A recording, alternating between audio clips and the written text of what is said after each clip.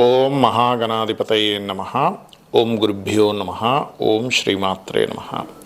పరమేశ్వర స్వరూపమైనటువంటి జ్యోతిష, వాస్తు మరియు ఇతర అనేకమైనటువంటి శాస్త్రములను మనకు అందించినటువంటి మహర్షులకి నమస్కారం. హయగ్రీవ హయగ్రీవ హయగ్రీవేతి యో వదేత్ తస్స నిస్సరతే వాణి జహ్నుకన్యా ప్రవాహవత్. అరుణాం కరుణాతరంగితాక్షీం ధృతపాశాంకుశపుష్పబాణచాపాం అనిమాదిభిరావృతాం మయూకైః అహమిత్యేవ విభావయే భవానీం. శ్రీమాత్రే నమః.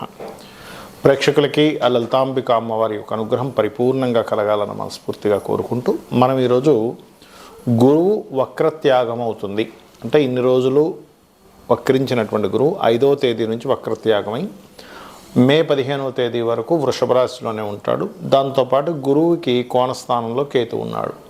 సో నవపంచక స్థానాల్లో గురుకేతువులు ఉన్నప్పుడు ద్వాదశ లగ్నముల వారికి లేదా ద్వాదశ రాశుల వారికి ఏ విధంగా ఉండబోతుంది, ఏ విషయాల పట్ల చాలా బాగుంటుంది, ఏ విషయాల పట్ల జాగ్రత్తగా ఉండాలి, ఎటువంటి పరిహార మార్గాలు చేసుకోవాలి, అదేవిధంగా లగ్నము జాతకం లేనివారు కూడా ఈ గురుబలం పెంచుకోవాలంటే ఏం చేయాలనేటువంటి విషయాల్ని మనం ఇప్పుడు తెలుసుకుందాం. అయితే ఈ విషయాలు చెప్తుంది నేనైనప్పటికీ కూడా చెప్పిస్తుంది సాక్షాత్ లలిత అమ్మవారిగా భావిస్తూ ఒక్కొక్క లగ్నం గురించి తెలుసుకుందాం. మిథున లగ్నము, మిథున రాశి. మిథునం వారికి కనుక చూసుకున్నట్లయితే పర్టికులర్గా మీకు గురువు 6వ స్థానాన్ని వీక్షిస్తున్నాడు కాబట్టి ఎప్పటి నుంచో లోన్స్ కోసం చేసే ప్రయత్నం ఫలిస్తుంది. కొన్ని గొడవలు ఏవైతే ఉన్నాయో కొంతవరకు శాంతింపబడతాయి. అలాగే స్పోర్ట్స్ రంగాల్లో కానీ లేనట్లయితే కొన్ని కాంపిటీషన్ ఎగ్జామ్స్ పర్టికులర్గా అటువంటి వాటిల్లో సక్సెస్ అనేటువంటి చూపిస్తుంది. అదేవిధంగా మరి గురువు నుంచి 4వ స్థానంలో కేతు ఉన్నాడు. 5వ స్థానంలో కేతు ఉంటూ లగ్నం నుంచి 4వ స్థానంలో ఉన్నాడు. ఎప్పటి నుంచో కొన్ని ఎగ్జామ్స్ విషయంలో కావచ్చు, కన్స్ట్రక్షన్స్ విషయంలో కావచ్చు, కొన్ని ఆటంకాలు ఏర్పడుతున్నటువంటివి ఆ యొక్క కేతువు యొక్క ప్రభావాన్ని గురువు తగ్గిస్తాడు. కాబట్టి ఏమిటి, గతంలో కొన్ని డిస్టర్బెన్సెస్ వచ్చినటువంటివి కొంతవరకు రిలీఫ్ అనేటువంటిది వస్తుంది. ఎడ్యుకేషన్ పరంగా కానివ్వండి లేదా కన్స్ట్రక్షన్ పరంగా కానివ్వండి, కొంచెం మానసికమైనటువంటి స్ట్రెస్ ఉన్నటువంటివి కూడా కొంతవరకు రిలీఫ్ అనేటువంటిది జరుగుతుంది. అయితే మరి గురువు 12వ స్థానంలో ఉన్నందుకు, దశమాధిపతి 12వ స్థానంలో ఉన్నందుకు ఎటువంటి విషయాల్లో స్ట్రెస్ అది ఉంటుంది. కొంతమంది విదేశాలకు వెళ్ళి అక్కడ ఉద్యోగాలు చేస్తూ ఉంటారు, వారికి ఎక్కువ స్ట్రెస్ ఇస్తుంది మిథున లగ్నం వారికి. అలాగే ఇన్వెస్ట్మెంట్స్ చేసేటప్పుడు ఒక్కొక్కసారి ఏదో ఊహించుకొని ఎవరో ఏదో చెప్పారు అందుకని నేను ఇన్వెస్ట్మెంట్ చేస్తున్నా అని కొంతవరకు ఎవరినో నమ్మి తొందరపడి ఇన్వెస్ట్మెంట్స్ చేస్తూ ఉంటారు. అటువంటివి చేసేటప్పుడు కాస్త జాగ్రత్తగా ఉండండి. అలాగే మరొక విషయం ఏంటంటే కొంతమందికి తప్పనిసరి ఇన్వెస్ట్మెంట్ చేయాల్సి వస్తుంది. అలాంటప్పుడు మీకు నవగ్రహాల్లో శని, రాహు, గురు ఈ 3 గ్రహాల దగ్గర దీపారాధన చేసి కొంచెం ఒక మంచి సమయం అంటే ఇప్పుడు చూడండి మనకి హోరాలు ఉంటాయి, హోరాల్లో శుక్ర హోర కావచ్చు, గురు హోర కావచ్చు, అలా మంచి హోరల్లో చేయండి. ఒకవేళ తప్పనిసరి కొంతమందికి ఎలా ఉంటుందంటే కొంతమంది బిజినెస్లో రెగ్యులర్గా ఇన్వెస్ట్మెంట్స్ చేయాల్సి వస్తుంది. అటువంటి విషయాల్లో ఈ యొక్క జాగ్రత్తలు తీసుకోండి. అదేవిధంగా వివాహ జీవిత భాగస్వామితో కానీ వ్యాపార భాగస్వామితో కానీ కొంచెం వాళ్ళతో డీల్స్ చేసే విషయంలో కొంత స్ట్రెస్ అదే ఉంటుంది. ఈ యొక్క విషయాలు జాగ్రత్తగా ఉంటూ ముఖ్యంగా అమ్మవారి యొక్క ఆరాధన, లలితా సహస్రనామాల యొక్క శ్రవణం కానీ పఠనం కానీ చేయండి, అన్ని విధాలా బాగుంటుంది. గురు బలము అనేటువంటిది ఏదైతే ఉందో అది ప్రతి ఒక్కరికి అవసరం. సర్వసాధారణంగా మీరు తీసుకున్నట్లయితే ఇప్పుడు మనకి సోలార్ సిస్టమ్ అంటారు, అంటే సూర్యుడి మధ్యలో ఉండి అన్ని గ్రహాలు భూమితో సహా గ్రహాలు సూర్యుడు చుట్టూ తిరిగే దాన్ని సోలార్ సిస్టమ్ అంటారు. మీరు గమనించినట్లయితే మనకు శాస్త్రాల్లో కూడా గురుబలం చాలా అవసరం అండి. గురువు యొక్క అనుగ్రహం చాలా అవసరం, గురువు యొక్క ఆశీర్వాదం చాలా అవసరం. నవగ్రహాల్లో గురుబలం కనుక బాగున్నట్లయితే వాళ్ళకి ఎన్ని ఇబ్బందులు వచ్చినా మరలా ఆ భగవంతుడు కాపాడినట్టుగా అవుతూ ఉంటుందంటారు. మీరు గమనించండి, సైంటిఫిక్గా కూడా తీసుకుంటే గురుత్వాకర్షణ శక్తి అని ఉంటుంది. గురుగ్రహం కనుక లేకపోతే భూమి అంతమైపోతుంది.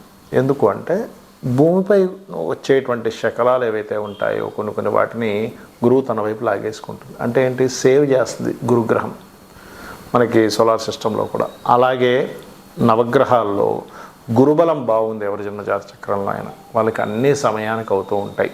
గురుగ్రహం బాలేదు అప్పుడు ఏమవుతుందంటే అనవసరంగా ఏవైతే వీళ్ళకి ఇబ్బందులు రావాలో ఆ యొక్క ఇబ్బందులన్నీ కూడా రావడం స్టార్ట్ అవుతూ ఉంటుంది. అంటే ఇక్కడ ఏంటంటే గురువు ఎప్పుడు కూడా గుర్తుపెట్టుకోండి, జీవకారకుడు అంటారు. జీవకారకుడైనటువంటి గురువు ఎవరైతే ఉన్నారో అతను మంచి పొజిషన్లో ఉండడం ఒక ఎత్తు, మీ లగ్నానికి శుభుడో పాప అయ్యారా అనేటువంటిది ఒక ఎత్తు. మీ లగ్నానికి శుభుడు అయ్యారనుకోండి, మరింత ఎక్కువ శుభ ఫలితాలు వస్తాయి. అంటే శుభ ఫలితాలు అంటే ఎలాంటి శుభ ఫలితాలు వస్తాయి అంటే, చాలా ఈజీగా మీరు ఏదైనా దేవతా సంబంధించినవి చేసుకుందాము, ఒక సాధన చేసుకుందాం అన్నప్పుడు సరైన మార్గంలో మీకు ఆ సాధన మార్గం దొరకడము, గురువుల యొక్క అనుగ్రహం, గైడ్ చేసేవాళ్ళు సరైన వాళ్ళు మీకు దొరుకుతారు, గైడ్ చేసేవాళ్ళు మీరు ఏ రంగంలో ఉన్నా కూడా. అదేవిధంగా సంతాన ప్రాప్తి, పేరు ప్రఖ్యాతలు రావడము, ఆధ్యాత్మికంగా మంచి పురోగతి ఉండడం అనేటువంటివన్నీ కూడా ఇక్కడ మీకు గురువు బాగుంటే వస్తుంది. అదే కనుక గురువు బాగోలేడు, అప్పుడు ఏంటి అంటే సరైన గైడ్ చేసేవాళ్ళు దొరకరు, మీకు మిస్గైడ్ చేసేవాళ్ళు ఎక్కువ దొరుకుతూ ఉంటారు మీ లైఫ్లో. అలాగే సంతానంతో కొంత ఇబ్బంది, సంతానానికి సరిగ్గా ఎదుగుదల లేదనేటువంటి ఇబ్బందులు ఇవి ఎక్కువగా కలుగుతూ ఉంటాయి. మరి అలాంటప్పుడు ఈ గురుబలాన్ని మీ లగ్నం తెలిసినా తెలియకపోయినా పెంచుకోవాలంటే ఏం చేయాలి అంటే, సింపుల్గా గురువు యొక్క ఆరాధన, ఇది రకరకాలుగా ఉంటుంది. మీకు మీ యొక్క అజ్ఞానాన్ని తొలగించి స్పిరిచువల్ వేలో మీకు ఎవరైతే సరైనటువంటి మార్గాన్ని నిర్దేశిస్తారో వాళ్ళని గురువులు అంటారు.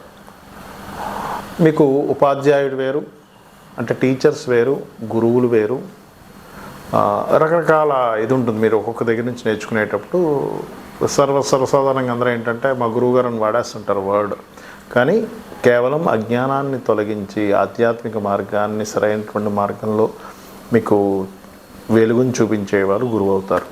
అయితే ఇక్కడ గురుబలం పెరగడానికి ఏం చేయాలి? సర్వసాధారణంగా శనివర్గ లగ్నాలు, గురువర్గ లగ్నాలు ఉంటాయి. శనివర్గ లగ్నాలు అంటే మనకి వృషభము, మిథునము, కన్య, అదేవిధంగా మకర, కుంభాలు, అదేవిధంగా తుల కూడా శనివర్గ లగ్నాలే అవుతాయి. మిగిలిన 6 అంటే మేషము, కర్కాటకము, సింహము, వృశ్చికము, ధనస్సు, మీన లగ్నాలు గురువర్గ లగ్నాలు అవుతాయి. గురువర్గ లగ్నాలకు సహజంగానే గురువు మంచి ఫలితాలు ఇస్తాడు, కాకపోతే ఎప్పుడైనా పాడైతే మాత్రం అక్కడ కూడా ఇబ్బంది ఫలితాలు వస్తాయి. అయితే మీకు ఇది గురుబలం పెరగాలంటే ఇందాక నేను చెప్పినట్టుగా గురువుగారికి సేవ చేసుకోవడము, దత్తాత్రేయుడి యొక్క స్తోత్ర పఠనం, లేదా జయ గురుదత్త, శ్రీ గురుదత్త అనే నామస్మరణ, దిగంబర దిగంబర శ్రీ పాదవల్లభ దిగంబర అనేటువంటి నామస్మరణ, గోశాలకు వెళ్ళి గోవులకి చక్కగా అరటికాయలు, సన్నగా తురిమినటువంటి అరటికాయలని గోవులకు తినిపించండి, ఖచ్చితంగా గురుబలం వస్తుంది. అలాగే మీకు దగ్గరలో ఆలయాలు ఉన్నట్లయితే ఆలయాలకు వెళ్ళి అక్కడ పసుపు లేదా గంధము ఆ ఆలయంలో వాడుకోవడానికి, అంటే స్వామివారికి కానీ అమ్మవారికి కానీ ఉపయోగించుకోవడానికి మీ వంతుగా భక్తిగా అక్కడ ఇవ్వండి. అలాగే ఇంట్లో కూడా నిత్యము గంధము చక్కగా అరగబామి ఆ గంధముతో పూజించండి, పుష్పము గంధం తీసుకొని పూజించండి. గురుబలం ఖచ్చితంగా పెరుగుతుంది. గురువుల్ని దూషించడం కానీ భక్తుల్ని దూషించడం కానీ చేస్తే ముఖ్యంగా గురు దోషం ఏర్పడుతుంది. కాబట్టి అటువంటి తప్పులు చేయకండి.